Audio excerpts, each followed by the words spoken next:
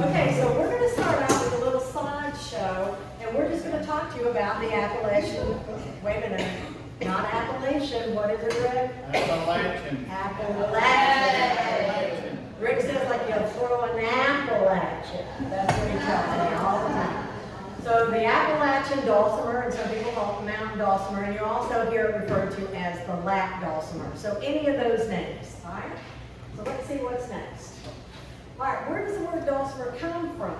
This is really fitting because the Greek word dulce means sweet, and then the Latin word melos means song, and so dulcimer literally means sweet song. And if you've ever heard much of one, I don't even know if y'all can hear because they're soft. They're soft instruments, and they are very, very sweet sounding. So it is a very appropriate name. The history of the Appalachian Dulcimer is, did I say it wrong? I said Appalachian. I was like, Appalachian Dulcimer is, it's a little confusing. What the general consensus is that it is a distinct instrument that was brought over, or correction, that was made by the settlers of Appalachia. And it first appeared in the early 19th century among the Scottish-Irish immigrants in the Appalachian Mountains. And it really has no known precedent in Ireland, Scotland, or Northern England. But if you go and you research, there are very similar instruments that come out of Norway. There's some similar instruments that come out of Germany called the Scheithold. So people are varied. Is it an original instrument? Is it not? But the general consensus is it's the Appalachian Dulcimer, and we are going with that. It is distinct to this area.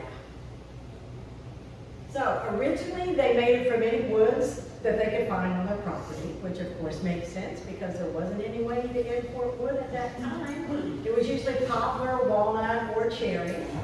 The frets, they just used whatever wire they had on hand. I don't know. It could be all sorts of wire. It could even be iron or brass. I've seen on the older dulcimers, I've seen fence staples used as frets. Okay. Yeah, so he said fence staples, if there's anybody in the back that couldn't hear him. And so the frets, if you could see this dulcimer, they generally go all the way across the fretboard from one side to the other side. But sometimes they are only put under the melody string, which is the strings that is closest to us. So that would be more appropriate for the fret, or to be the staple, if it was only under one string. So, but that's how they originally were designed, and just whatever they could make them with. All right, so originally they played them on their lap, thus we have the lap dulcimer.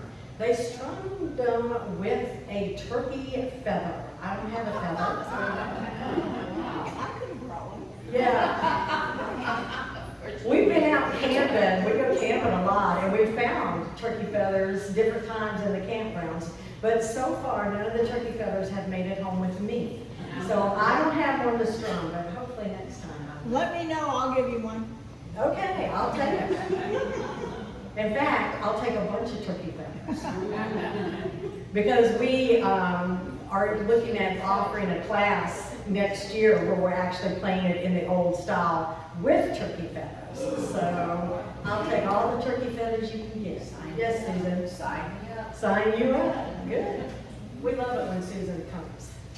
All right, so the melody string would be fretted with one finger, or they had like a little wooden, I don't know,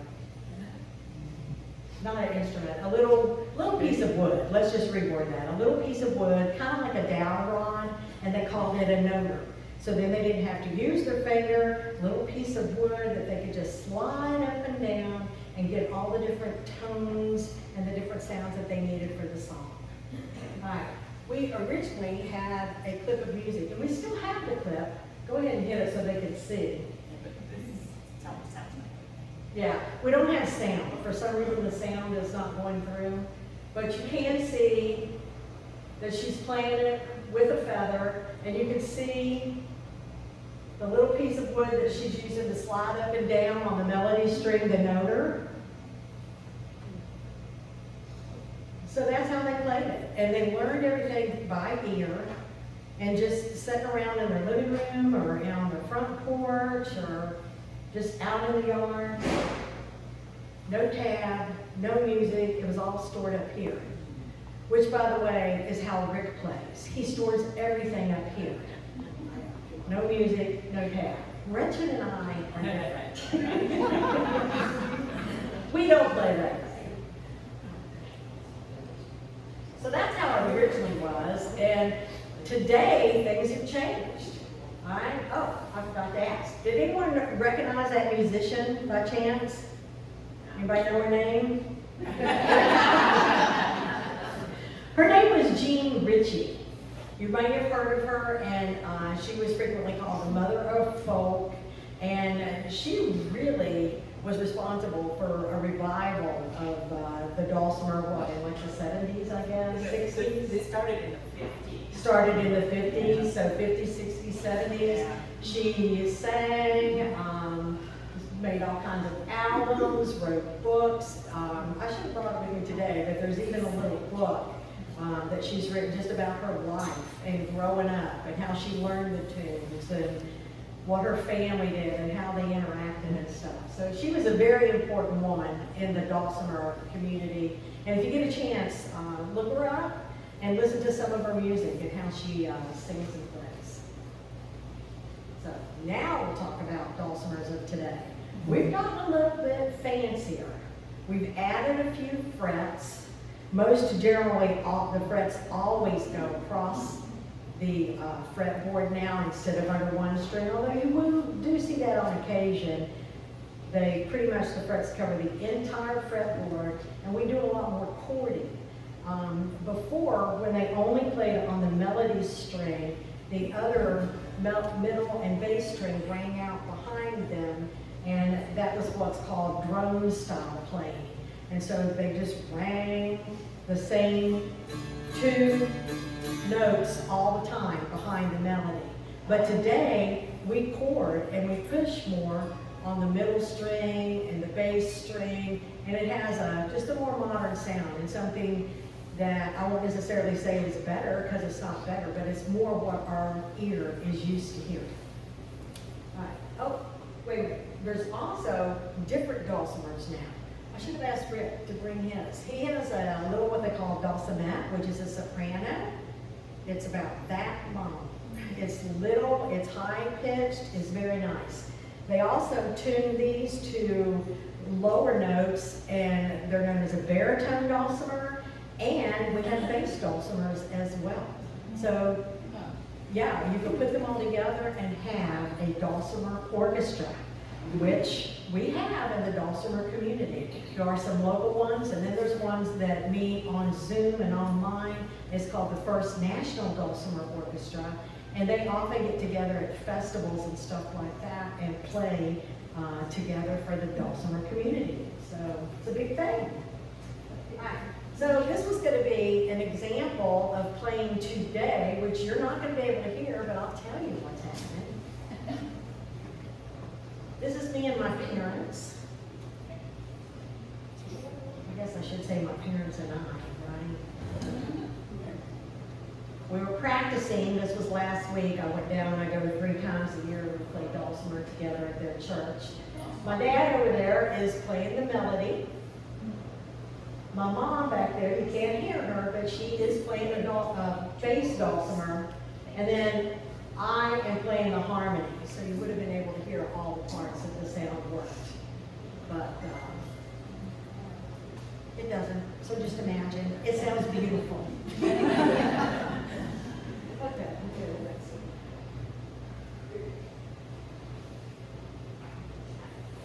So, today, for people who are not like Rick, who cannot just store it in their head and play by ear, people like us, we play using musical tab. Musical tab is just a simple form of musical notation. It tells us which string to push on and which fret to push on the dulcimer fretboard to get the tone that we need. It's very simple for beginners to pick up on. The tab uses horizontal lines. The horizontal lines represent the strings going down the fretboard, and then it has the vertical lines, which represent the frets and the fret wires. I'm going to show you an example. Okay, so the bass string is the thickest, and it's the farthest away from the player. The middle string, I bet you could guess where that is. It's in the middle. Yeah. And the melody string is closest to us. Now this is going to be upside down to you because it is for me as a player. So this is my melody, my middle, and my bass. You can see this first area, that would be fret 1, fret 2, 3, 4, 5. All right, now up here we get to 6, and this is where it gets tricky because this is one of the newfangled things that we have introduced. 6.5. 6.5. And Do you then have 7. one that we can show, but you can't see what you're doing, even from here? Well, you can see I it see it there, here.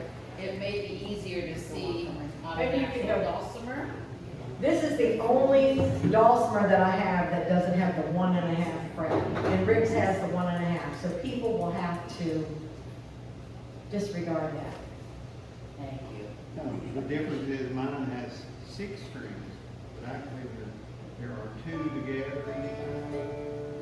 Still 3 strings. It's the bass, obviously, the lowest note, middle, and the mellow. Here's the 1.5 fret you were just talking about. Here's the 6.5 fret.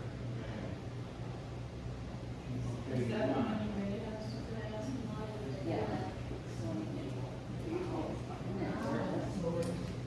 Thank you. Rick made that dulcimer. He is a luthier. He also makes bowed psalteries. He makes what?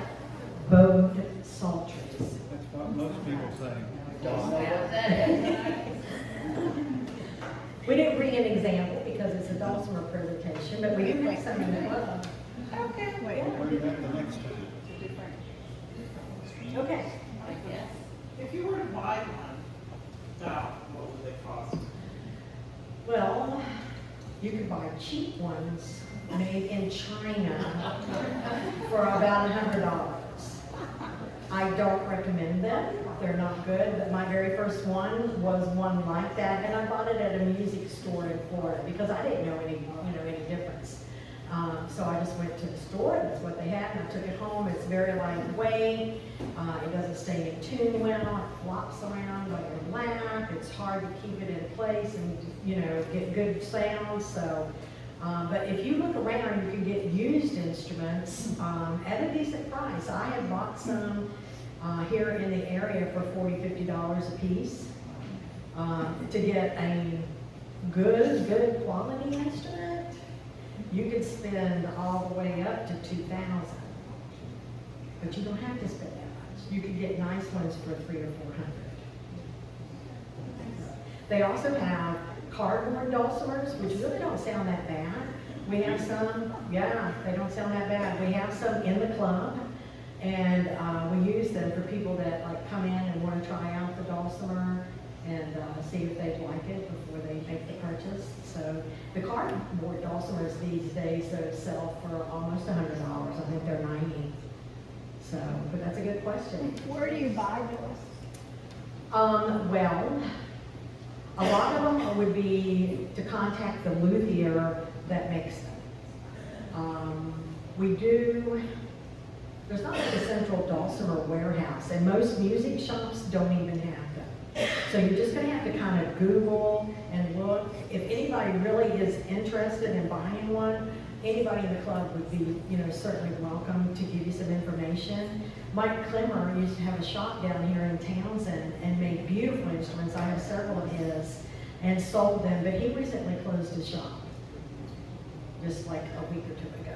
Just about every monthly meeting, someone will bring some used dulcimers that they want to sell. So usually there's a couple laying on the table that are available at the meetings. And we do list instruments for sale on our club website, but it's only in the members only section because we used to open it up to the public, but we had some bad experiences with people trying to scam. So we shut it down. So if you were interested and contacted the club, we could talk to you about what is listed on our website. Okay. So I am going to give you a little demonstration. I didn't know the room was going to be this deep, so all of you may not be able to see well, and I apologize for that. I don't know that they can go back there and hold their instruments. Maybe you can use, no, you can't do that either. I guess you just have to stand up a little bit, and I apologize for that. This will be short, but I just want to show you what the basic hot cross buns would look like. Why don't you pick a song that I knew? I don't know if I know that. He just has to listen to it once and then he'd be fine. He'd be You fine. may want to go back a little farther. I can go back. Okay, she's going to go. So for hot cross buns, I struck Rick, since he doesn't know the song. We're going to start on fret 2, all right? And then we're going to go to fret 1, and then 0. 0 means that you just pick the open string. So we're going to go 2, 1, 0, repeat. 2, 1, 0. So let's just try that much. Are you ready, Gretchen? All right, here we go. 1, 2, 3, 4. 2, 1, 0, hold. 2, 1, 0, hold. Does that sound a little bit like hot cross buns? All right. So the next phrase is 0, 0, 0, 0, 1, 1, 1, 1, 2, 1, 0. Let's just try that phrase. Ready? 1, 2, 3, 4. 0, 0, 0, 0, 1, 1, 1, 1, 2, 1, 0. See how easy that was? And we played a song. I know. Anybody can do this. Yes, ma'am. So when you have the number, you're holding that with your hand. Mhm. you're And strumming with the other hand. Okay. Yeah.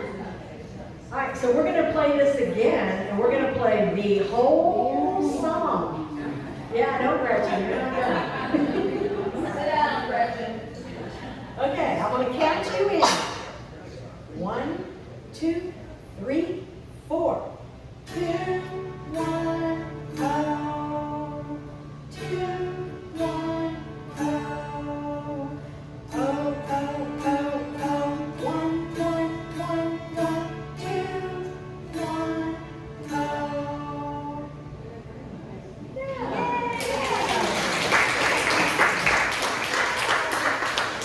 Okay, I was going to move to the next slide.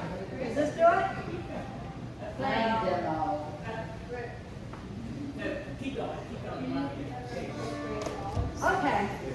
All right, so we're Oh, going to don't do, tell Aunt Rhody. yeah, we're going to do one more because that one was so short. Because I want y'all to, see really how simple this is. Rick, do you know Go Tell Aunt Rhody? I know that one. I'm gonna, when you play that and when you start playing that, I'm gonna play a harmony for it. It's like in singing, you can do harmony. Since I play by ear, that kind of comes naturally for me. So I'll play a harmony after you go through the. Yeah, after we go through it. All right, Brett.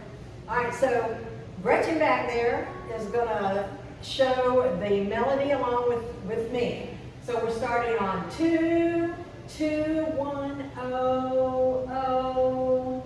Ready? Let's just do that much. 1, 2, 3, 4. 2, 2, 1, 0, 0. And then we got 1, 1, 3, 2, 1, 0. Ready? Just that part. 1, 2, 3, 4. 1, 1, 3. 1, oh. All right, so let's play the whole first line. Can you read it, Gretchen? No, not very well. Well, just listen to my beautiful singing. Try. Okay, here we go. 1, 2, 3, 4. 2, 2, 1, oh, oh. 1, 1, 3, 2, 1, oh. How'd that go, Gretchen? Not very well.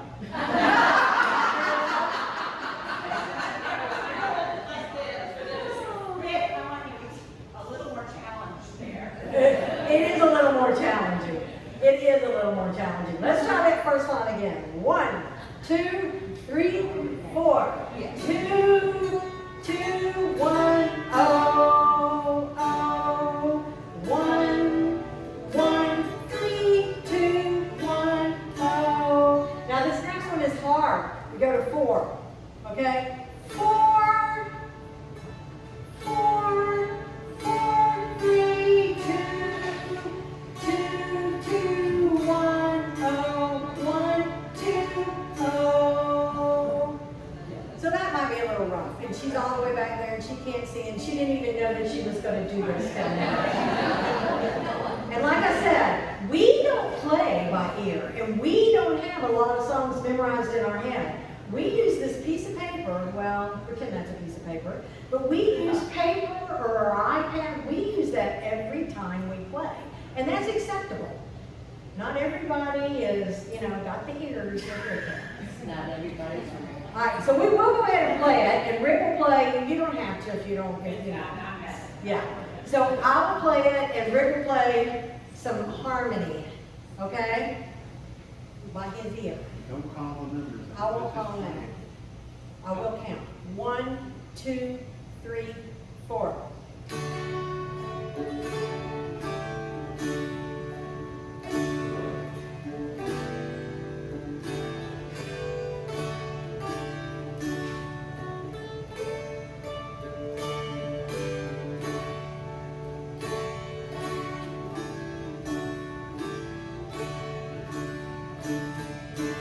Big finish.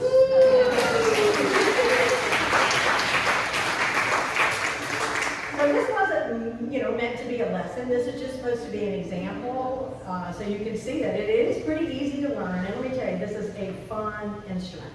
A fun instrument. I want to talk a little bit. Let's see, what's next? Is it our club that we're going to? Yeah. I want to talk about the Dulcimer Club now. All right, so our purpose, we want to teach, we want to share, we want to enjoy playing the dulcimers and other acoustic stringed instruments with other people. We strive to preserve the musical heritage of this wonderful instrument and other traditional instruments as well, and the music to a larger community. We get out and we play for other people, we try to teach other people how to play, and we have a good time doing it. Okay, so the Dulcimer Club has been around for a long time. It was founded in 1989. It is primarily mountain dulcimers. We have hammered dulcimers as well, but we welcome any acoustic instrument. We have guitars, we have, and it depends on the day that you show up, what meeting you show up. There could be a guitar, there could be a a mandolin.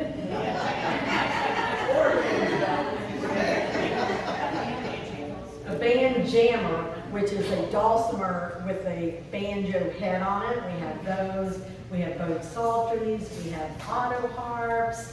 We have somebody that plays the musical saw. Sometimes he brings that. You just never know what you're going to get when you come to a meeting. But it's a lot of fun, all right? Currently, we have 160 total members, so we're a good-sized club. Our meetings have been averaging probably between 45 and 50 people in attendance. Some of the people that are members don't even live in Tennessee. I don't even know. Last year we had somebody in France. Not this year, but California. California is the farthest away this year in California. So, and they join us for the music and for our website and to get our newsletters and all the other benefits of the club that the members get. Okay.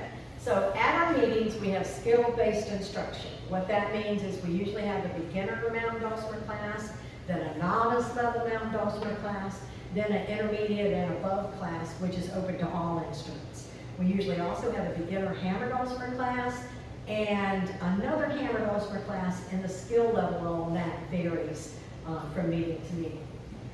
We have jam sessions after we have our class. Our classes run about an hour, and then we have a jam for about an hour, and everybody comes in and we just play music together. And for beginners, we usually have a slow jam in another room where the music is a little slower and they can build up their speed and then join the big jam.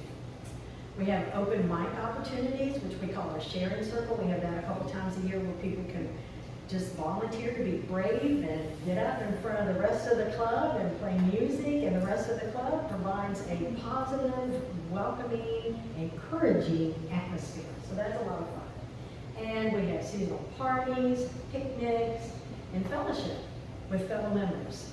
We believe in fellowship, just like you guys. You guys were all talking and making friends. We're like that too. We're not just a place where you go. It's not band practice. You know, it's a club, and we are a social club. And so we're friends, and we do things together, and we enjoy each other's company. All right, so other things we do, we go and we have what we call playouts. Sometimes we play out at nursing homes or assisted living facilities, sometimes at churches. Basically any place that invites us, we usually try to go. We have club campouts. We just got back from Big South Fork this past weekend. The three of us were there. And I don't know how many campers we had. We probably had 8 or 10 campers. And then other people that just drove up for the day because it was their storytelling festival. So we always play for the storytelling festival at Big South Fork in the fall, and then their spring planting festival in April. We've taken part in the Connecting Knox Festival, the Mountain Laurel Festival. We played last year around Christmas for 4 weekends in a row at the Heritage Center where they were doing an Appalachian Christmas event, and we offered music there. So we do a lot of things. Here's some pictures of us having fun. This was in the mall. Sometimes we just go to the foothill malls and we sit in the middle and we play music, and that's really just for us, but the people that are walking by stop and talk to us, and we get attention that way, and then we usually, a bunch of us will go to the Mexican restaurant.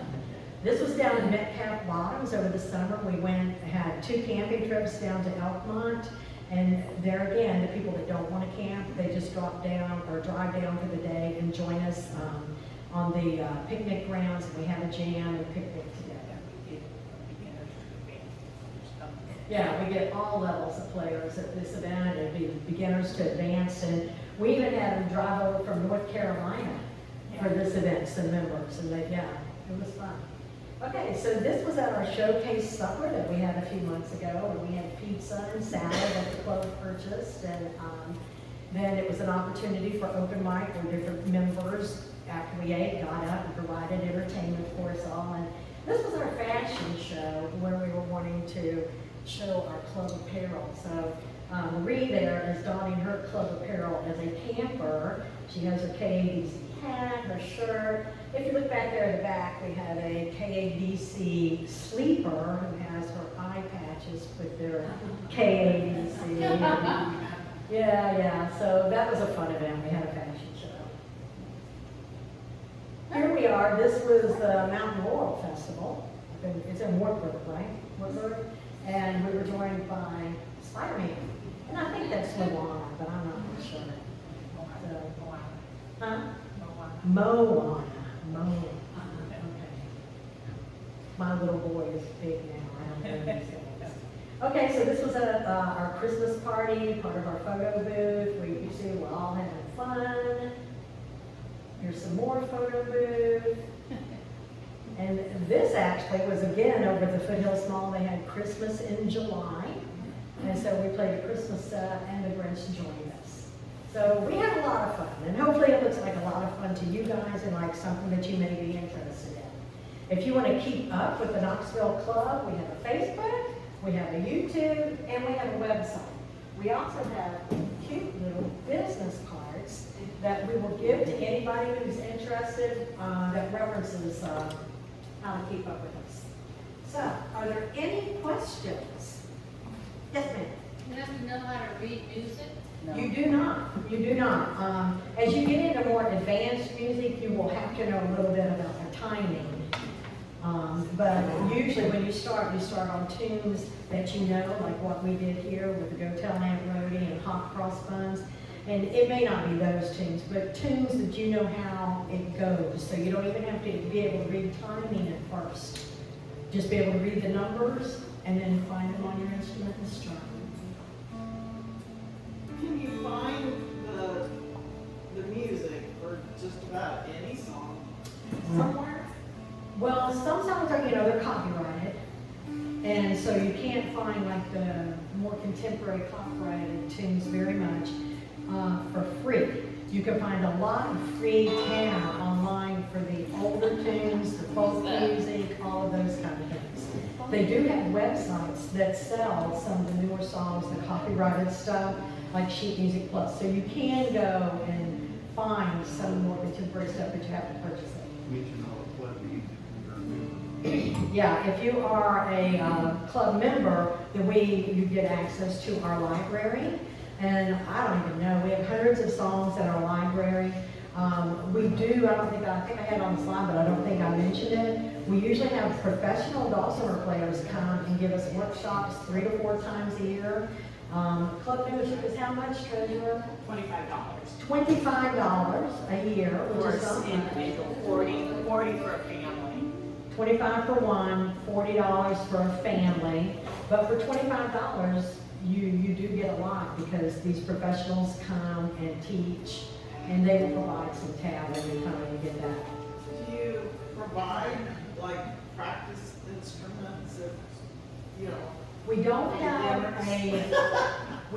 a policy right now for people to take the instruments home. no, just to But practice? We do have instruments at the club Yeah. that people can use. Mostly they're cardboard dulcimers, but we just received a big donation from some elementary schools of wooden dulcimers. And Rick is our dulcimer pro, so he's going to look and see what it would take to bring those back to life. But yeah, so that was a great gift. We'll have close to 30 dulcimers if we get all those going. So we can have half of y'all come, and we can get put a dulcimer in your lap. Any other questions? Okay, we are going to sit down and play a couple songs.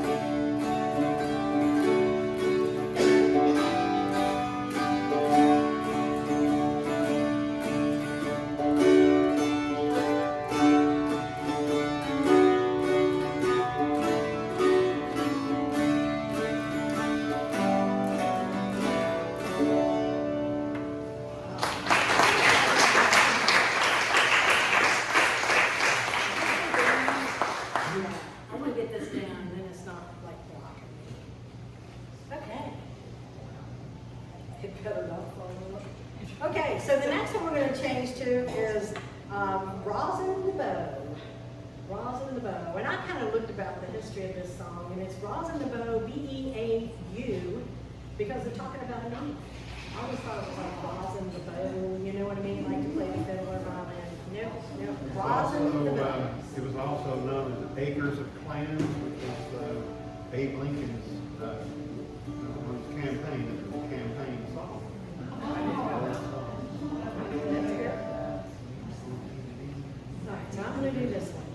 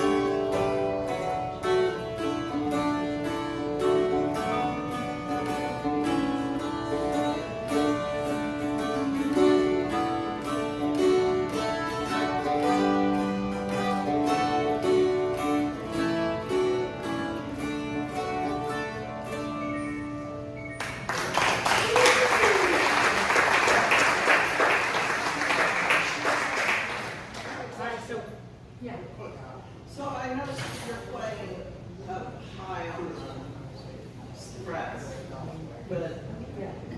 you play in that, you know. Oh, you're talking about where you're playing? Yeah. That's kind of player preference. For me, down here, it's a little easier to play. There's a scooped out part that's called Yeah. scrum holler. And so I don't hit my pick on the fretboard. So it's one thing that I noticed when I stay down here. So it's kind of It all sounds the same. yeah, a little softer sound up here, but so that's not it's not that critical. I can play a little. I play pretty loud. Get a little more volume. And some people play in different ways just because of their physical restrictions and stuff like that. You'll develop your own technique as you go, maybe learn. All right, so we're gonna play one more. It's Black Mountain Rag. All right, so this is just an old traditional song that they play on this. Okay.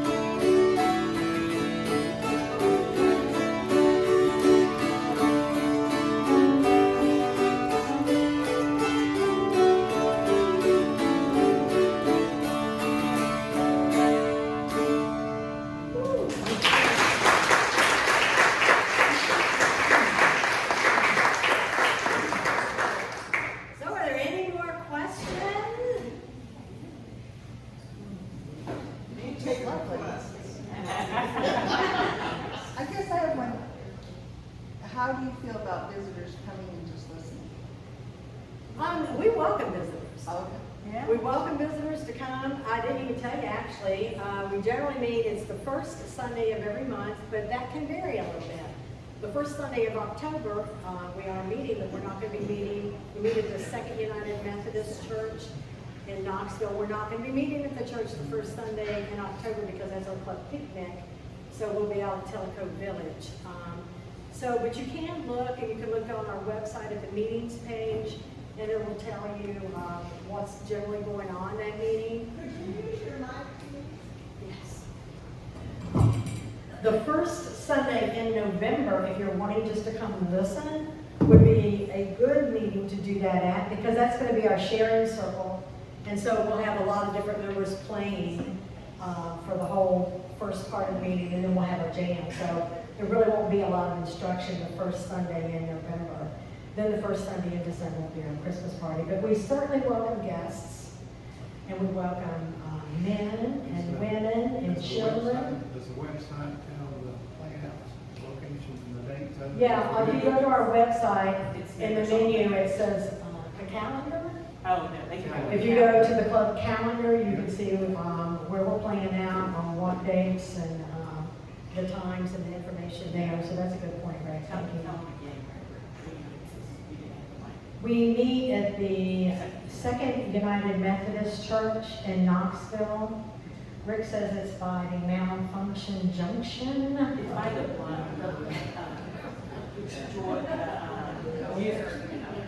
Western Avenue. It's very easy to get to. It's very easy to get in and very easy to get out and get back on this side of town. I myself live in Maryville, so it's very easy. Are there any other questions? Well, thank you for having us and being such a welcoming audience.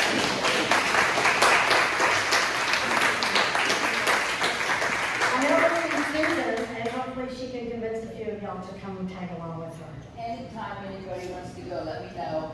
I'll drive once my foot's good. All right, thanks again.